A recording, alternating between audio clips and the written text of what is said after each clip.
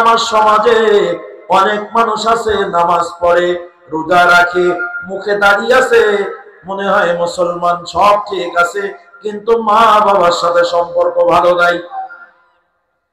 আপনাদের এলাকায় মনে হয় এরকম লোক নাই? একটু জোরে বলেন, আছে? এই যে আপনাদের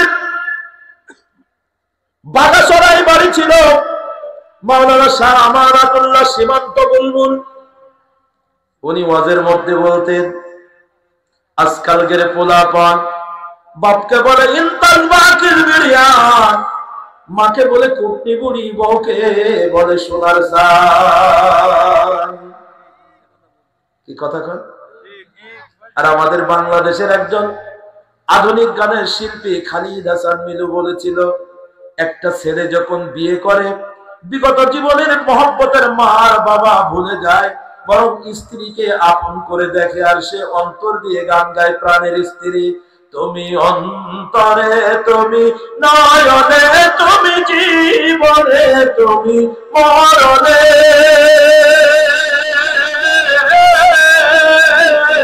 ওরে প্রাণ ময়না রে,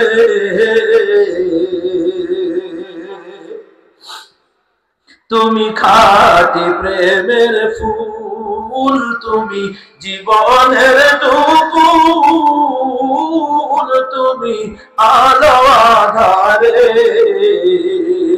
তুমি পূর্ণিমার চাঁদ অন্তরে, অমাবস্যার আধারে,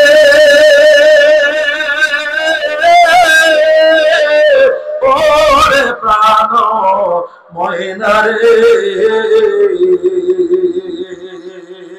যদি করে কোনো ভুল আমি দেব তার মাসুল, সারা জনম ধরে, যদি করে কোনো ভুল আমি দেব তার মাসুল, সারা জনম ধরে, আমি চাই না হারাই কোন ভুলে চিরতরে তোমারে,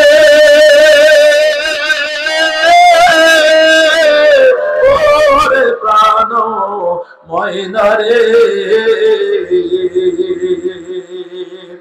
আজকের মাহফিলে আপনারা যারা আছেন, আপনারা আমার সমাজে, তাহলে ওই দামি মা বাবা কোন কারণে সন্তানের কাছ থেকে কষ্ট পায়, গবেষণা করে দেখা গেছে এর জন্য এক শ্রেণীর মহিলারা দায়ী।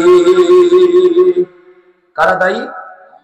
আজকের মহিলা মাদ্রাসার মাহফিল, তাই এখন আমি মহিলাদের দায়ী করছি, আল্লাহ জানেন না, খাওয়া দাওয়া শেষ হবে, সমস্যা নেই। এর জন্য এক শ্রেণীর মহিলারা দায়ী। বলবেন কেন?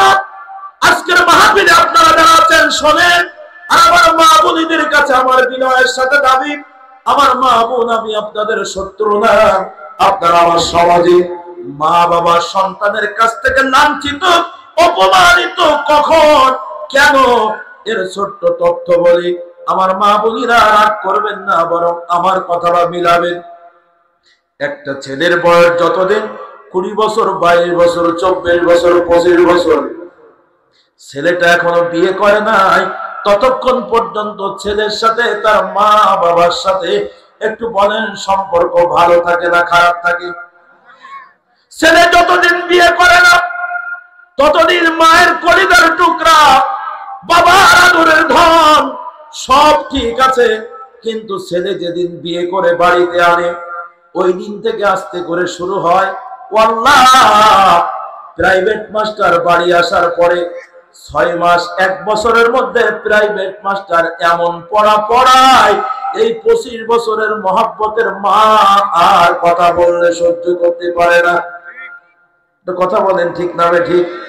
তাহলে দেখা গেল আমার মা বোনেরা, আপনি বাড়িতে যাই আপনার প্রতিবেশী মহিলা যারা আপনার চাচি শাশুড়ি হয়, দাদি শাশুড়ি হয়, তাদের কাছে জিজ্ঞাসা করবেন, ও আমার মা বোনেরা, আপনাদের কাছে আমার বিনীতভাবে নিবেদন, আপনার বিয়ে হওয়ার আগে আপনার শ্বশুর শাশুড়ির সাথে আপনার স্বামীর সাথে সম্পর্ক কেমন ছিল, দেখবেন গোটা গ্রামের মানুষ এক বাক্যে বলবে মা বাবার সাথে ছেলের সম্পর্ক ভালো ছিল। তাহলে আজকে 25 বছরের মা বাবার সাথে ভালো সম্পর্ক 6 মাস 1 বছরের মধ্যে কেন খারাপ হয়ে গেল? কষ্ট হয়। তাহলে নিঃসন্দেহের জন্য এক শ্রেণীর দুষ্ট নারীরা অপরাধী। যদি আপনাদের এই ধানপোতা এলাকায় এরকম খারাপ মহিলা নাই, আছে? যার বাড়ি আছে সেই দানের জ্বালা। তবে এর জন্য একেবারে ওই মহিলাকে দায়ী করা যাবে না। কেন যাবে না? আপনি যখন বিয়ে করেছেন কোরআনের হুকুম দেন মোহর মেনে, তখন বিয়ে করার সময় আপনাকে খোঁজা লাগতো আপনি যেই মেয়েটা আপনার ঘরে আনছেন ওই মেয়েটা আসলে জাত বংশ ঠিক আছে কিনা। কথা বল না কেন? আপনার আমার সমাজে একটা ভালো আদর্শবান নারী, দিনদার পরেশগার, এটা খোঁজার চেয়ে আগে খোঁজে তার চেহারা সুন্দর আছে কিনা। কি কথা কর না কেন? রাস্তা দিয়ে কত মেয়ে হোন্ডায় চড়ে যায়, শার্ট প্যান্ট লাগাইয়া ওরা পুরুষ হতে চায়, মেয়েদের সিনা বড় দায়। ভাবনিরালায় শান্তি কেন নাই এ বাংলায়। ওই ল্যাংটা ফ্যাংটা হয়ে চলে, ওইটা দেখে আপনি ধাপ করে বাড়ি নিয়ে চলে আসছেন। আপনার কি হুঁশ আছে? আপনার বাপ দাদাদের কাছে একটু জিজ্ঞাসা করবেন, একটু খেয়াল করেন, মুরব্বী যারা আছেন, আমার কথা যদি সত্য হয় একটু হা না বলবেন। যদি বাড়িতে একটা দুধের গরু কিনা হয়, গাই গরু বলে না আপনাদের দিকে, গাই গরু, তা গাভী গরু কেনার সময় বাজারে যখন গাভী গরু কিনা হয়, একটা কোনো বকনা বাছুর কিনা হয়, তখন ওই গরুওয়ালার কাছে জিজ্ঞাসা করা হয় এই গরুর মায়ের দুধ হতো কয় কেজি? বলেন কেন জিজ্ঞাসা করতো? ওর জাতে ঠিক আছে কিনা। হঠাৎ ওষুধ খাওয়াইয়ে মেডিসিন খাওয়াইয়ে পালান বড় করে নিয়ে আসছে, তাই এটা দেখি গরু কিনবে না, বরং এটা সিস্টেম দুধের গরু কেনার জন্য তার জাত দেখা হয় ভালো জাতের কিনা। তো যদি গরুর মালিক বলে না এর মার 5 কেজি দুধ হতো, তখন গরু কেনার সময় অন্তত ভাবে যে 5 কেজি যদি মায়ের হয় তাহলে কমপক্ষে আমাদের এই গরু নিলে 3 কেজি তো হবে। মনে সান্ত্বনা নিয়ে একটা গরু কিনে বাড়ি আনতো। আর আজকে আপনার আমার বাড়িতে একটা মেয়ে আসার পরে সে যখন ওই বাড়ির নেতৃত্ব নিবে, আমরা একটাবার চিন্তা করলাম না কোন জাতের নিয়ে আসলাম। যেই বাড়িতে না মাইকালার কোনো সমস্যা নেই, ও তো চলে যাবে, ও আমি সব একসাথে চলে যাবে, ও যত পারে বলুক। বাগাছড়ার মাইক নেই, নাভারনের রনি মাইক তো বুঝতে পারিস, তোমার দেখি বোঝা বোঝা মাইকটা ভালো আলহামদুলিল্লাহ, কিন্তু সন্ধি রাতে উঠতে পারলে বাহাদুরি দেওয়া যেত। খেলোয়াড় ভাই যত ভালো হোক, বলে যদি হাওয়া না থাকে গোল হয় না। খেলোয়াড় যত ভালো হোক, বলে যদি হাওয়া কম থাকে, বল করে সিস্টেম করে নিয়ে আসো, একদম বারের মধ্যে ঢোকাবে, প্লান্টি শটের আগের থেকে একদম জোর করে বল মারবেন, পো করে ঘুরে বারের পাশে কোনাতে বেরিয়ে যাবে। আমি একজন খেলোয়াড় হিসাবে অভিজ্ঞতা বললাম। যেমন আমি ওয়াজা করছি, ডানি বামে তাকাচ্ছি, আর আমার কথা পো করেই ফাঁকতে বেরিয়ে চলে যাচ্ছে। আমি সন্তুষ্ট, ওরে ভাই আমি তো সন্তুষ্ট, আমি চোখ বন্ধ করি ওয়াজ করবো, মনে করবো সব লোক। আপনারা তো মনে মনে খারাপ মনে করতেছেন যে হুজুর ভাঙা বাজারে বলছে, কেন কষ্ট হচ্ছে আপনাদের, আমি বুঝতেছি। আমি যে কথাগুলো বলছি এটা আমাদের দরকার আছে না নাই বলেন? আজকের মজলিসে আপনারা যারা আছেন, মা বাবার খেদমত করতে হবে আল্লাহর হুকুম, কিন্তু একটা ছেলে বিয়ে হওয়ার পরে আস্তে আস্তে করে মা বাবা বাদ দিয়া স্ত্রী সন্তান নিয়ে গায়েবাট হয়ে যায়। এর কারণটা কি আমি সেই কারণটা আপনাদের সামনে বলছি। একটা মহিলা মাদ্রাসার মাহফিল, তাই মহিলাদের কর্তৃক আমি ছোট্ট কথা না বললে হয় না। আমার ভাইজান হৃদয়ের কান দিয়ে শুনে নিন, একটা ছেলে বিয়ে হওয়ার আগ পর্যন্ত, আবারও বলছি, মা বাবার কাছে আপন থাকে, বিয়ে হওয়ার পরে কেন যেন স্ত্রীর ধোকায় পড়ে নষ্ট হয়ে যায়। এই নষ্ট হওয়ার পেছনে কারণ আমার ভাইরা বাবাজিরা, এটা আপনার দোষ কেমন করে বলছি। আপনি যখন বিয়ে করেছেন আপনি খেয়াল রাখেন নাই, আপনার বউ শুধু এরকম না, আল্লাহু আকবার, এর চেয়ে দেখবেন ওর মা আরো খারাপ। জরিপ করে দেখেন, আপনার স্ত্রী যদি আপনার মা বাবার ভাত না দেয়, পরিবারের সাথে মিলে না চলে, তাহলে খোঁজবে দেখবেন আপনার শাশুড়ি ওর চেয়ে আরো খারাপ। আপনার দাদা শ্বশুরি দাদি শাশুড়ি ধুমসে মেরিছে, তোর পেটের মেয়ে আপনার বাড়ি এসে জ্বালাবে না, তাই জ্বালাবে কেনা? কথা কন না কেন?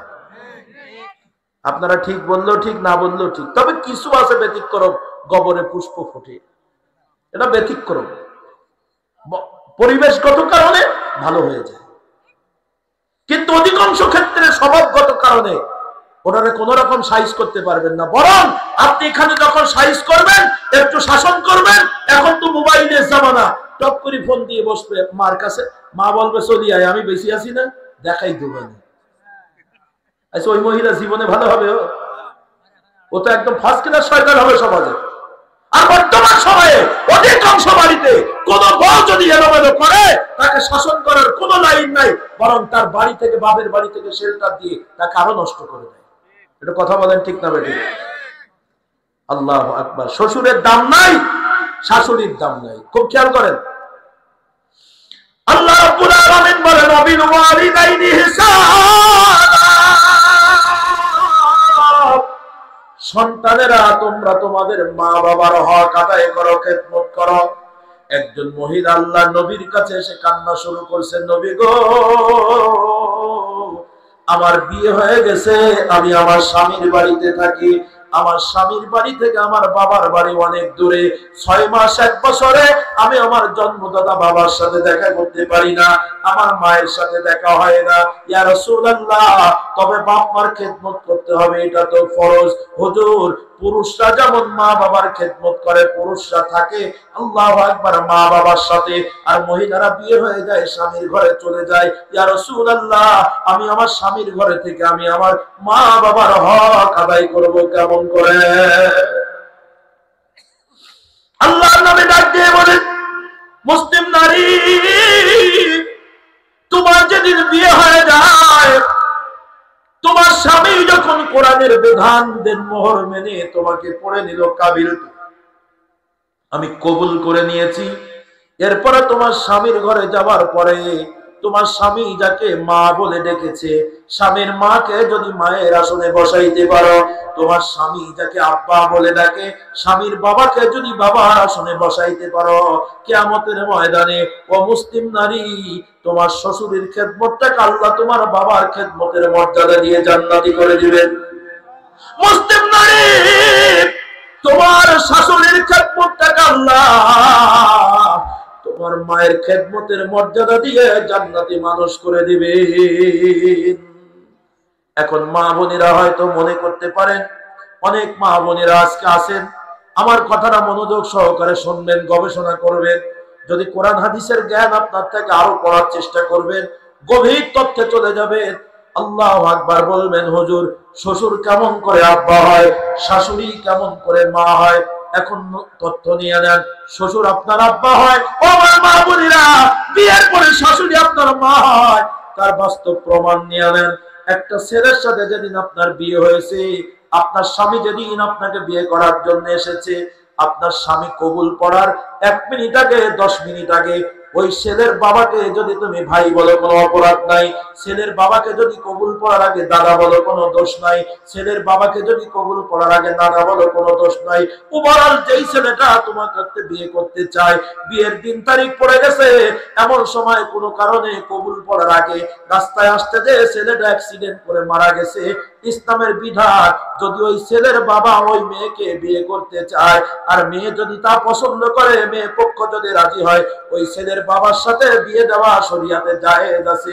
কিন্তু যখন একটা ছেলে কোরআনের বিধান দেন মোহর মেনে একটা মেয়েকে বিয়ে করবে, কাবিল তো বলে নিয়ে চলে যাবে, এরপরে ওই ছেলের সাথে আর মেয়ের সাথে যখন আল্লাহু আকবার নির্জন বাস হয়ে যাবে, এরপরে ওই ছেলের বাবাকে আর কোনোদিন তুমি ভাই বলতে পারবে না।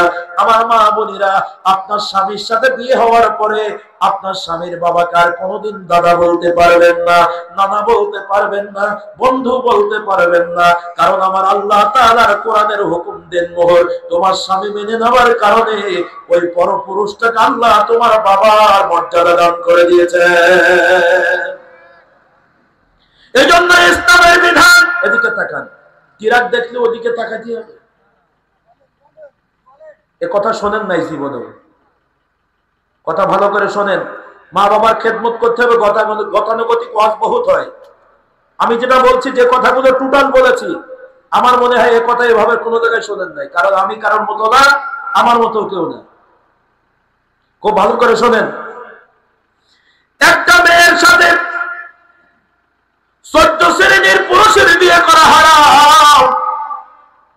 তার ভিতরে বাবার মতো হলো 5 জন। বাবার মতো জোরে বলেন কয়জন? ওর ভিতরে শ্বশুর হলো 1 জন। তো শ্বশুর ওই ছেলেটার বিয়ে করার আগে, ছেলেটার সাথে বিয়ে করার আগে ওরা শ্বশুর ছিল না, ওরা পরপুরুষ ছিল। ওই পুরুষের সামনে তোমার যাওয়া হারাম ছিল। কিন্তু যেদিন তোমার বিয়ে হয়ে যাবে, আমার আল্লাহ ওই পরপুরুষটাকে আল্লাহ তোমার বাবার মর্যাদা দান করে দিয়েছে। তাই শ্বশুরের সামনে বৌমা মুখ খুলে যেতে পারবে, হাত খুলে যেতে পারবে, শরীয়তে এখানে বাধা দেয় না। কিন্তু তোমার স্বামীর সাথে বিয়ে হওয়ার আগে ওই ছেলের বাবার সামনে তুমি মুখ খুলতে পারবে না, হাত খুলতে পারবে না। দিস ইজ ইসলামিক ল, এটাই হলো আইন। এজন্য একটা ছেলে যখন মেয়েকে বিয়ে করে, বিয়ে করার পরে ছেলের বাবা হয়ে যায়, মেয়েটার বাবার মর্যাদায়। তাই আল্লাহু আকবার, যতদিন পর্যন্ত তুমি বেঁচে থাকবে, তোমার স্বামীর বাবার সাথে তোমার সাথে আর কোনোদিন বিয়ে করা হারাম, জায়েজ নাই। কোনোদিন তুমি বিয়ে করতে পারবে না। তাই আমার নবী বলেন, ও মুসলিম নারী, তুমি তোমার স্বামীর উইদাউট পারমিশনে বাড়ির বাইরে যাইতে পারবে না। তো আল্লাহর আদালতে অভিযোগ করার কোনো সুযোগ থাকবে না। কারণ তুমি তোমার বাবার খেদমত করতে পারো নাই, এই অভিযোগ অ্যাকসেপ্ট নয়। বরং তোমার বিয়ের পরে তোমার শ্বশুর হলো তোমার আব্বা। কষ্ট হচ্ছে আপনাদের? আর মা বোনেরা জনি বুড়ি মরছে বলছে, হুজুরের শেষ সময় এসে কি শুরু করলো? হ্যাঁ, তাদের মধ্যে রোগ আছে, ওরা রাগ করছে আমার উপরে সাংঘাতিক ভাবে। বরঞ্চ হয়তো মনে মনে ভাবছে খাওয়ার আগে হলে বুঝাই দিতাম, ওর মধ্যে একটু কিছু কেরাসিন ঢেলে দিতাম। সম্মানিত ভাইরা, আমি আপনাদের 2 পায়ে হাত রেখে বলছি, কষ্ট হচ্ছে আপনাদের? বিয়ের পরে একটা মহিলা যিনি শাশুড়ি হন, উনি হলেন মা।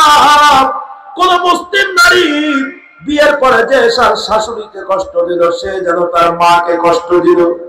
আজকের মজলিসে আপনারা যারা আছেন, আমার ভাইরা, আমার মা বোনেরা, আপনাদের 2 পায়ে হাত রেখে তাই অনুরোধ করছি, বিয়ের পরে শ্বশুর আপনার আব্বা হয়, শাশুড়ি আপনার মা হয়। তাই শ্বশুর শাশুড়ির খেদমত করলে আল্লাহ তাআলা মায়ের খেদমতের মর্যাদা দিয়ে আপনাকে জান্নাতি করে দিবেন। একটু জোরে আওয়াজ দিয়ে বলেন আল্লাহু আকবার। কেননা বিয়ের পরে স্বামীর উইদাউট পারমিশনে বাবার বাড়িও যাইতে ইসলাম নিষেধ করেছেন। স্বামীর পারমিশন ছাড়া যাওয়া যাবে না। আর লম্বা করব না, একদম দোয়া করে দেব। এখন একদম দোয়া করে দেব। এ কথাটা বলেই, আমাদের সমাজে স্বামীর পারমিশন ছাড়া বাবার বাড়ি যাওয়া যায় না, তবে নাভারণ বাজার করতে যাওয়া যায়। কথা কয় না? আছে না নাই বলে? আছে, কারণ তাদের ভিতরে ইসলামের জ্ঞান নাই। মনীষীরা বলেছিলেন, তোমরা আমাকে একটা সুন্দর মা উপহার দাও, জ্ঞানী মা উপহার দাও, বুঝওয়ালা মা উপহার দাও, আমি তোমাদেরকে সুন্দর একটা জাতি উপহার দেব। আজকের হাফসা রাদিয়াল্লাহু তাআলা আনহা, নবীর একজন আল্লাহু আকবার প্রিয়তমা স্ত্রী এবং নবীর একান্ত সাহাবী, একজন রাসূলের প্রিয়তমা স্ত্রীর নামের সাথে মিলিয়ে এই মাদ্রাসার নাম।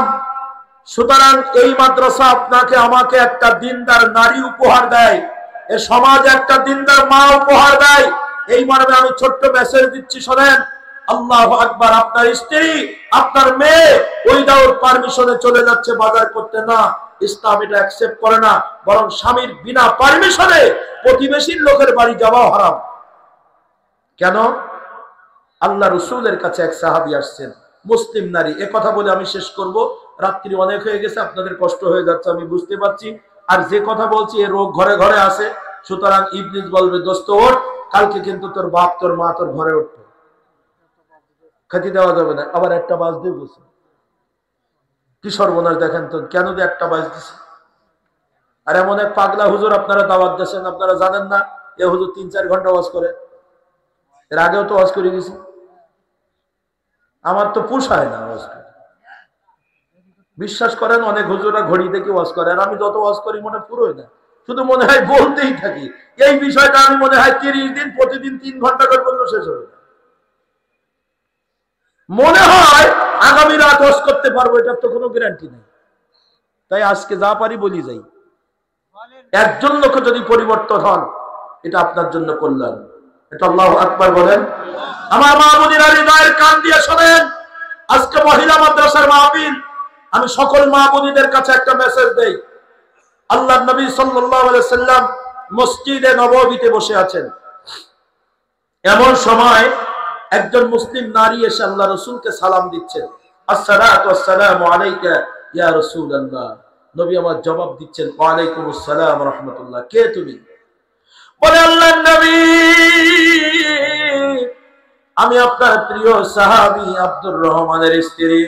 বলে, কি খবর? বলে, হুজুর, আমার স্বামী আব্দুর রহমান অনেকদিন বাড়ি নাই, তাই আমার স্বামীর ব্যাপারে আপনার সাথে একটু কথা বলতে চাই। আল্লাহর নবী বলেন, তোমার স্বামী গেছে কোথায়? বলে, ইয়া রাসূলুল্লাহ, আপনি দিনের দাওয়াত দিতে পাঠিয়েছেন বহুদূর, অনেক দিন হয়ে গেল এখনো বাড়ি আসে নাই। বলে, তুমি কি অভিযোগ করবে তোমার স্বামীর বিরুদ্ধে? বলে, না হুজুর, অভিযোগ না, তবে একটা কথা বলতে এসেছি। বলে, কি কথা?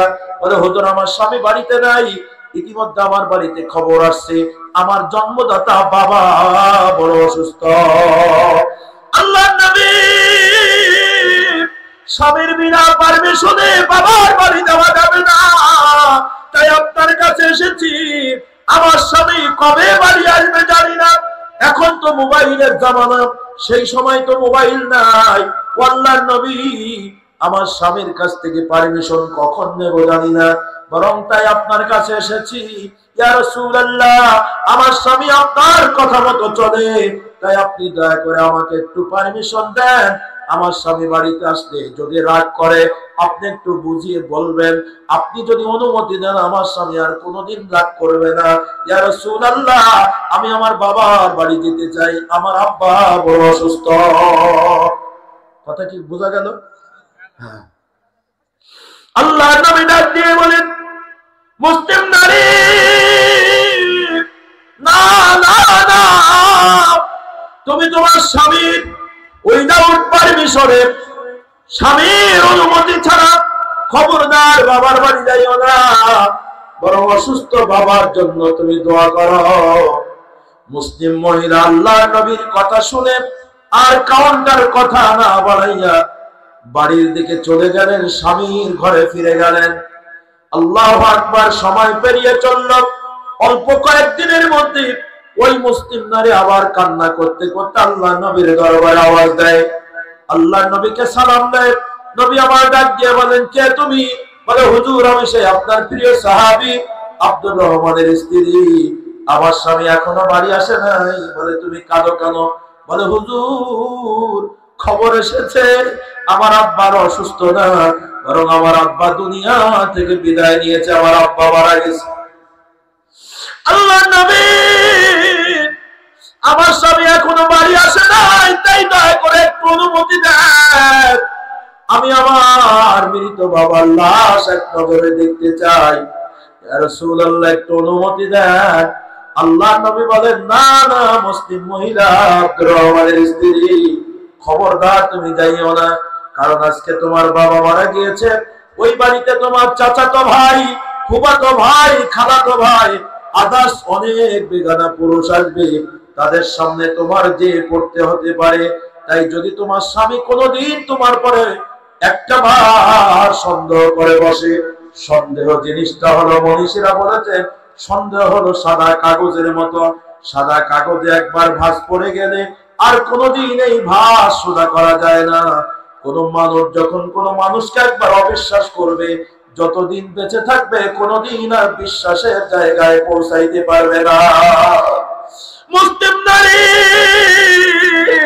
তাই তুমি তোমার স্বামীর ঘরে ফিরে যাও, বাবার বাড়ি যাইও না, বরং তুমি তোমার বাবার জন্য দোয়া করো। আমার আল্লাহ দোয়া শিখিয়ে দিয়েছেন, আখফিজ লাহুমা জানাহাজ যুল্লি মিনার রাহমা ওয়া কুর রাব্বিরহামহুমা কামা রাব্বায়ানি সগীরা। আর সবাই আওয়াজ দিয়ে বলেন আল্লাহু আকবার।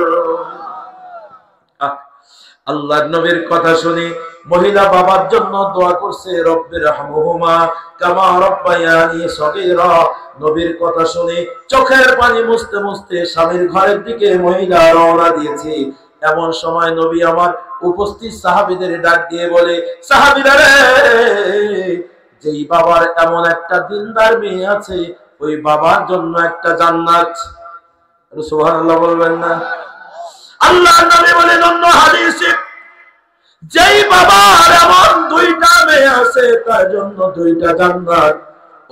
অন্য আরেকটা হাদিসে আছে আল্লাহর নবী বলেন, যার এমন দিনদার তিনটা মেয়ে আছে, ওই বাবার জন্য তিনটা জান্নাত।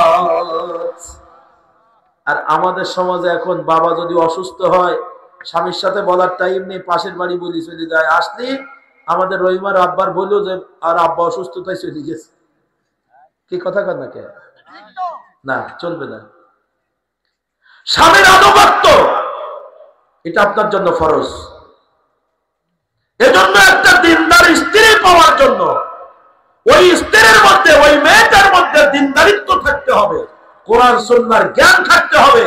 আপনার স্ত্রী বেপরদায় চলে, আপনি দায়ুস হয়ে যাবেন যদি তাকে পর্দার মধ্যে আনতে না পারেন, চেষ্টা না করেন। তাই আপনি যখন বিবাহ করবেন, অবশ্যই আপনাকে একটা দিনদার মহিলা, একটা পর্দানিশিনী মহিলা, কোরআনের জ্ঞান সুন্নাহর জ্ঞান যাদের মধ্যে আছে, ইসলামী চেতনা যাদের মধ্যে আছে, তাদেরকে ঘরে নিবেন। ওই ঘরটা আলোকময় করে দিবেন কে? আওয়াজ দিয়ে বলেন কে?